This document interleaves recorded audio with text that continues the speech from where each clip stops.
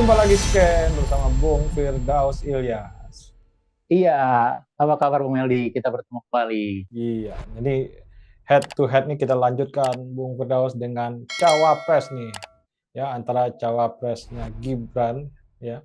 Bung Gibran dengan ini dengan Mahfud ya, Profesor Mahfud. Ini kontras sekali nih Bung Firdaus ya, ya. Jadi hanya bisa kita nilai dari segmen dari ceruk nih. Satu, dia tidak peduli konsepnya apa, yang penting ceruknya anak muda ya kan.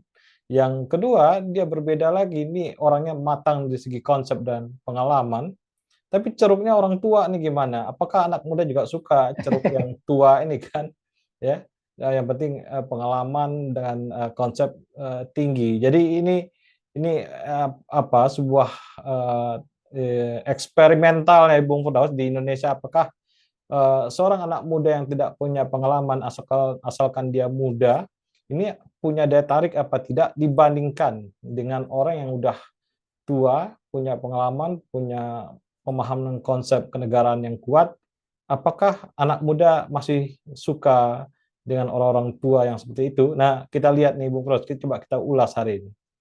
Iya, jadi menarik kalau kita mau coba bandingkan head to head ya Cawapres dua pasangan, itu pasangannya Prabowo yaitu Gibran Raka Buming Raka, Cawapres yang dari sisi umur milenial, putra dari Joko Widodo, Presiden Republik Indonesia gitu ya, berhadapan dengan Cawapres dari Pak Ganjar gitu ya, Pak Mahfud MD. Nah, kalau kita bicara dalam konteks perebutan pertarungan antar cawapres, gitu, Gibran versus Pak Mahfud, ya seperti yang Bu Meldi katakan tadi, ini sebenarnya menarik walaupun dalam segmen tertentu ya. Jadi kalau kita lihat Gibran di awal sekali bahkan ketika deklarasi pasca daftar di KPU dia mengatakan dia adalah representasi dari kaum muda milenial begitu. Bahkan ketika mengusung program kerjanya gitu ya, bicara tentang startup, bicara tentang anak muda dan segala macam. Sementara Pak Mahfud ketika baik deklarasi cawapres ataupun juga dalam beberapa event gitu yang mengatakan bahwa kita sudah melihat gitu jelas yang disasar oleh Pak Mahfud ini adalah bicara tentang hukum, penegakan hukum, kepastian hukum, keadilan, demokrasi dan segala macam gitu. Jadi satu segmen yang memang kalau kita mau coba head to head kan agak berbeda. Tetapi kalau kita bicara untuk segmen dari sisi usia, Bung Meldi, apakah dengan Gibran yang banyak nanti dari sisi insurnya ini menyasar kaum muda gitu, apakah Pak Mahfud di sana juga tidak masuk atau tidak? Sebenarnya banyak ceruknya begitu ya gitu. Nanti kita akan ulas lebih banyak begitu ya. Dan yang kedua, kalau kita lihat dari sisi orang tua dan pengalamannya, apakah itu juga menjadi pertimbangan besar kalau kita bandingkan dengan Gibran yang relatif lebih muda, lebih walaupun 2 tahun menjadi wali kota Solo begitu ya, artinya dia punya pengalaman-pengalaman praktis dalam tingkat lokal. Nah, apakah ini akan menjadi keunggulannya juga ketika dibandingkan dengan Pak Mahfud dalam konteks yang lebih makro, tata negara, hukum, keadilan gitu ya, kemudian relasi antar kementerian lembaga, termasuk yang kita juga lupa Bu Meldi, Pak Mahfud sangat paham dalam tata cara atau lika-liku politik, legislasi, permainan partai politik dan segala macam dalam 5 tahun pemerintahan Bung Meldi. Ini juga bisa kita lihat sebagai pembeda nantinya begitu. Ya inilah yang saya bilang yang orang hanya berbasis umur gitu ya, tidak berbasis ininya softwarenya ya. Jadi ini konsep-konsep ini nggak masuk gitu ya. Jadi konsep di mind ya, pikiran gitu ya. Orang sebenarnya umur boleh tua, Bung Firdaus, pikiran muda gitu ya. Atau kalau anak Betul. muda pikirannya muda tapi pikirannya kosong kan susah juga gitu ya. Jadi ukuran tua muda ini adalah pikiran-pikirannya. Apakah pikirannya progresif untuk anak muda apa tidak? Atau seorang anak muda tidak punya pikiran sama sekali terhadap anak muda, ini juga menjadi pertimbangan-pertimbangan. Karena Gibran misalnya yang muncul di pikiran-pikiran Gibran yang dia melakukan pidato kemarin itu adalah pikiran-pikiran sebenarnya secara umum saja yang menjadi sebuah judul-judul, ya judul-judul yang ada di anak muda. Tetapi bagaimana merealisasikannya itu ke dalam, kan di pikiran-pikiran Gibran itu nggak muncul gitu ya, startup apa segala macam. Nah, ini kita butuh orang-orang tua yang punya pikiran-pikiran yang berpihak ke anak muda. Dan mungkin Mahfud juga belum, kita belum juga membaca pikiran-pikiran Mahfud untuk urusan itu. Ini juga yang menjadi sebuah kelemahan-kelemahan Mahfud. Mahfud belum melakukan elaborasi bagaimana anak-anak muda tentang pikiran-pikiran mereka tentang kemandirian secara ekonomi, kemudian penghormatan terhadap lingkungan gitu ya, kemudian masalah kemanusiaan dan nilai-nilai baru yang muncul di anak-anak muda ini, Pak Mahfud ini belum elaborasi. Nah, Gibran baru mengambil isu-isu populer saja di anak muda dan kita belum menemukan ini.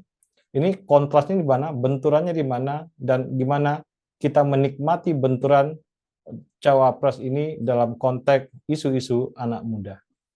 Ya, jadi kalau kita bicara isu anak muda, Bu Meldi, ya, jadi kita kembali lagi kepada survei. Jadi kalau kita ambil segmentasi, toh anak muda saja, milenial dan Gen Z, gitu, apa menjadi fokus mereka? Di banyak survei, dari beberapa survei, jadi ya, hampir setahun ini kalau kita lihat, ya, jadi sebenarnya isunya sudah mengumpal, sudah jelas begitu. Satu yang menjadi concern anak muda adalah ekonomi dan lapangan kerja. Itu yang jadi isu pokoknya. Kemudian yang kedua adalah kepastian hukum dan anti korupsi. Yang ketiga bicara tentang ketertiban dan keamanan gitu ya. Kemudian apa namanya ya isu-isu milenial yang lain lah gitu ya. Hiburan, kemudian apresiasi, inovasi, begitu kemajuan teknologi digital dan segala macam. Tapi kalau kita lihat dalam 3 isu besar gitu ya, antara ekonomi, lapangan kerja, penegakan hukum dan anti korupsi gitu ya. Nah, kalau kita lihat dari sisi ini misalnya, satu kalau kita artinya ini isu yang tidak serta-merta itu akan bisa diakomodir atau direpresentasikan oleh seorang Gibran begitu. Jadi kalau kita bicara isu concern pertama, lapangan kerja dan ekonomi begitu ya. Jelas nanti kita akan melihat kira-kira ya mungkin Pak Mahfud lebih banyak fokus di isu penegak hukum dan keadilan, demokrasi dan segala macam, tapi tim besarnya, paket besarnya ada Ganjar di sana dan Ganjar relatif lebih unggul dibandingin yang lain untuk dalam pengalaman sisi-sisi ekonomi, pembangunan lapangan kerja dan segala macam. Jadi kalau kita lihat di Jawa Tengah dalam 5 tahun terakhir itu salah satu yang bisa dikatakan sebagai satu keunggulan Ganjar begitu. Isu ekonomi dan lapangan kerja. Kemudian isu kedua terkait dengan penegakan hukum dan anti korupsi. Ini juga menjadi top 3 dari concern milenial dan generasi muda, Bu Meldi. Dan kalau kita bicara penegakan hukum dan anti korupsi gitu ya, representasi itu tidak dilihat dari anak muda, tapi siapa yang bisa menjamin penegakan hukum itu konsisten, berkeadilan gitu. Siapa yang bisa menjamin bahwa pemberantasan korupsi itu bisa mengukis akarnya, tidak memandang bulu begitu. Dan kalau kita lihat seperti dari sisi ini Pak Mahfud juga relatif lebih unggul dibandingin Gibran yang notabene tidak punya pengalaman dalam konteks ini. Artinya pengalaman Gibran yang lebih banyak di arena-arena praktis gitu ya, bisa menangkap kira-kira kebutuhan generasi muda. Jadi kalau kita lihat dalam pendeklarasian kemarin di Senayan gitu ya, kan yang kita lihat adalah ide-ide yang banyak meletup di antara anak muda, misalnya startup ini, kemudian dana ini untuk pendidikan gitu ya, kemudian untuk pesantren dan segala macam. Walaupun sekali lagi saya tidak tahu juga kenapa Ibu Sri Mulyani sudah di awal-awal mengatakan itu sudah ada di dalam APBN nota keuangan untuk 2024. Jadi sebenarnya bukan relatif baru, meneruskan saja begitu.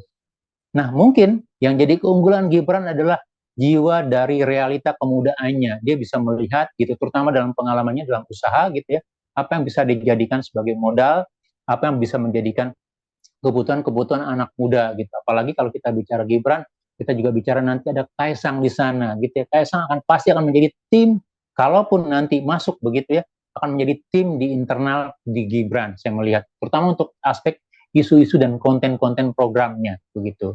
Tapi apakah itu bisa direpresentasikan cukup hanya dengan usia muda? Belum tentu juga. Orang tua dengan concern dan pengalaman yang sama gitu ya, bisa juga mengakomodir, bahkan bisa menjahit lebih baik dari isu-isu kebutuhan anak muda, Bung Andi. Ya, sebenarnya kan isu-isu ini di 2019 Pak Jokowi juga pernah memberikan mengulas isu-isu ini, Bung Firdaus, tentang unicorn ya, unicorn yang dijadikan Startup ya. startup segala macam. Nah, itu kan tidak terbukti, Bung Firdaus, sampai sekarang ya, bahwa startup Indonesia, kemudian anak muda yang bergerak di bidang itu kan sebenarnya pada titik ini ya, kalau kita per tahun ini itu kan sebenarnya mereka lagi susah, Bung Firdaus ya. Kalau kita melihat Banyak yang collab ya. perkembangan unicorn segala macam. Dan terakhir kemarin juga untuk nilai saham misalnya, kalau kita baca nilai sahamnya ya Tokopedia dan Gojek ini apa namanya Tokopedia Goto ya.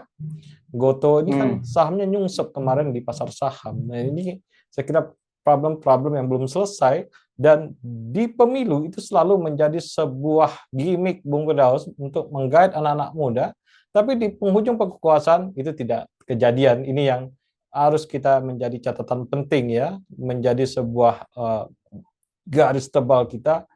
Hati-hati anak muda dengan gimmick-gimmick startup. Iya, jadi kalau lihat dari sisi legasinya Pak Jokowi gitu, Gibran langsung membuka dengan beberapa paket kartu-kartuan Meldi, kartu lansia, kartu anak stunting dan segala macam begitu. Ya sebenarnya kalau kita dalam program populis yang dibutuhkan ya sebenarnya cukup populis, cukup dibutuhkan begitu ya. Tapi dalam konteks jangka panjang dia tidak akan menjawabnya hanya bantalan saja, buffering saja begitu dalam situasi karena tadi pertumbuhan ekonomi yang tidak banyak gitu ya, kemudian lapangan kerja sehingga negara butuh intervensi kepada kesejahteraan publik di sana begitu. Tapi untuk jangka panjang, bahkan kalau kita lihat dalam konteks startup ya, saya melihat begini, satu ya mungkin Gibran atau juga dengan bapaknya, tanda kutip Pak Jokowi, kan memang lebih banyak mengambil dalam item-item program yang populis dan itu bisa menarik perhatian publik ya, begitu ya, suatu yang disenangi. Tapi dalam konteks proses misalnya, berbeda. Jadi startup atau unicorn gitu atau platform-platform digital begitu itu tidak akan berkembang kalau kebijakan dalam dunia digitalnya dengan baik begitu. Nah, jadi sebenarnya ini juga kalau kita lihat ya dalam konteks misalnya pasangan Ganjar begitu ya mereka sudah bicara juga tentang digitalisasi bagaimana kebijakan gitu. Jadi lebih mementingkan bagaimana proses dalam menyambut era digital dibandingkan kita hanya melihat letupan dari impact atau dampak dari dunia digital begitu munculnya platform ekonomi, platform transportasi atau startup yang berbasis digital begitu. Dan itu yang harusnya bisa dielaborasi lebih lanjut begitu. Dan dalam jangka yang lebih taktis yang lebih realistis ya, kita memang nanti akan menunggu kira-kira dalam head to head antara Gibran dengan Pak Mahfud gitu ya. Kira-kira idenya yang lebih realistis apa? Kemudian yang kedua, apakah ide-ide ini bisa menambal kelebihan masing-masing pasangan? Pak Prabowo dengan isu ketahanan keamanannya gitu ya, ketahanan ekonomi, pertahanan keamanan, politik regional internasionalnya gitu ya. Kemudian di Gibran bisa menambal apa? Kemudian Ganjar dengan pembangunan ekonomi, kemudian pengalaman lokalitasnya, kemudian Pak Mahfud bisa menambal di mana gitu. Nah, akumulasi dari persesuaian gitu gabungan ide antara capres dan cawapres akankah menjadi suatu ide yang menarik, yang realistis untuk 5 tahun ke depan gitu, suatu yang ditunggu-tunggu publik. Ini yang masih kita lihat Bung Meli dalam 2-3 bulan ke depan dalam konteks kampanye, dalam konteks sosialisasi, penetrasi ke kantong-kantong massa Bung Meli. Ya, banyak hal yang menjadi catatan untuk anak muda hari ini yang semoga Bung Gibran tidak ulang ya. Staf khusus milenial Bung Firdaus tidak melakukan apa-apa dari 5 tahun Iya betul. Dia tidak memberikan kontribusi yang sesuai, yang memberikan percepatan bagi anak-anak muda. Ini juga catatan bagi Gibran bahwa konsep itu tidak perlu populis, yang penting dia memberi impact yang besar terhadap anak-anak muda. Ini yang menjadi catatan penting buat kita ya, untuk anak-anak muda ini.